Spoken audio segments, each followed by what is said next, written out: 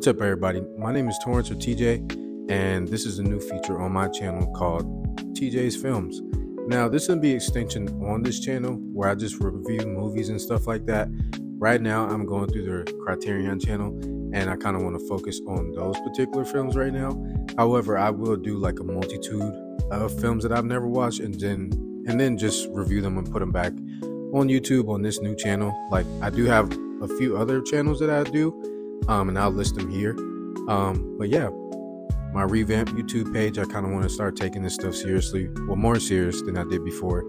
And I feel like maybe with TikTok being banned, it can kind of allow me to funnel my content onto YouTube. So here we go.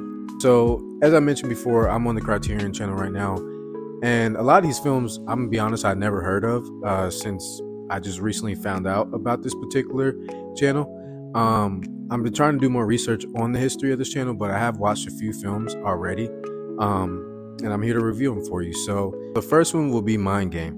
This film was released in September 2nd, 2005 in New York, and directed by, I don't know how to pronounce this, I'm gonna try it. Feel free to correct me if it doesn't sound right, but Mizuki Yuasa.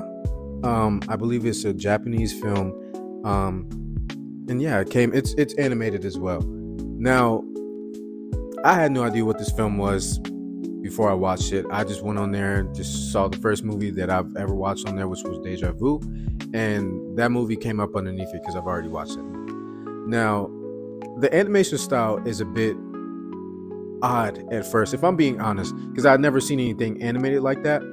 But it kind of grows on you. It fits into the theme of everything. Now, the first part of the movie, it's like a bunch of different lives kind of like pushed into one. So it'll show one life, go to another, and you really can't grasp ultimately what the plot is at all, just based off the first few minutes. Now, it takes a while to get to its opening sequence where it's like mind game on this flower, I believe, and it rotates a little bit. But then after that, it starts to get into the plot. So there's this timid guy, I forget his name, but he runs into a girl he used to love back in high school. Now, the girl moved on, he's moved on, but he's still very much in love with her. They end up talking, kind of catching up, and he's like inclined to want to ask to take her seriously and, do what he wants to do, which is be with her again. So with that being said, I don't believe he says anything. I can't remember everything off the top of my head, but ultimately, like, that's his self-conscious talking to himself. Eventually, she ends up like letting him know that there's somebody else in the picture because she has a fiance, blah, blah, blah. And they end up meeting up with him at this bar/restaurant. Now, there's, I believe, a couple assassins that come in, or like hitmen, and they're looking for this particular person. And this guy's angered by one of them, and then he ends up killing, the main character that we're talking about here. So once he kills the main character, ultimately, he goes to a shape-shifting god, and the god is like, you got to go that way, and then you just disappear, pretty much saying that was in his life. Ultimately, he didn't want to. He wanted to take back his life. He wasn't okay with that being the end of his life. So ultimately, he runs away from God. He's like, no, I'm not going, and he rebels, right? And he gets a second chance. With the second chance, he goes back. He ends up killing the guy that shot him, right? So he goes on the run with, two women that were there at the bar to protect them. They ultimately end up getting swallowed by a whale, which is kind of like, what the fuck is going on? But throughout the movie, it's just a euphemism, in my opinion, for grabbing life by the horns and, doing whatever you want to do, whether that be, working at the post office, being famous, or whatever the case may be. Just go out and try in life. Don't allow life to pass you by without trying. You know what I mean?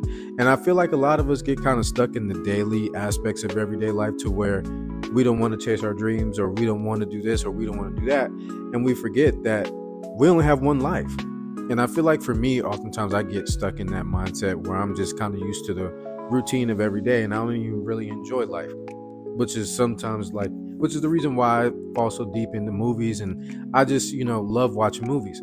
I do enjoy life, but sometimes you just get so much in the rhythm, you forget to enjoy it, right?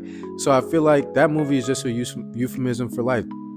take your life and put it in your hands and figure out what you want to do with it. Don't sit there and allow life to just pass you by. And I feel like that was a perfect example of that, because once he passed away and he saw, damn, I haven't done anything with my life, I'm not going to die. He immediately changed his mindset and how he wanted to do things and where he was going with his life, right? That was something that happened. So I think with that movie, it just pretty much, I'll get a 4.5 out of 5. I felt like it did kind of drag at times. That was really the only negative. But then again, like, the movie was so good and it was so interesting, and I could understand the plot so well. That's really the only knock I can give it. So yeah, 4.5 out of 5. You can find it on the Criterion Channel. It is called, what's it called again? Mind Game. I thought it was Mind Games, but it's Mind Game. Mindgame. Mind Game.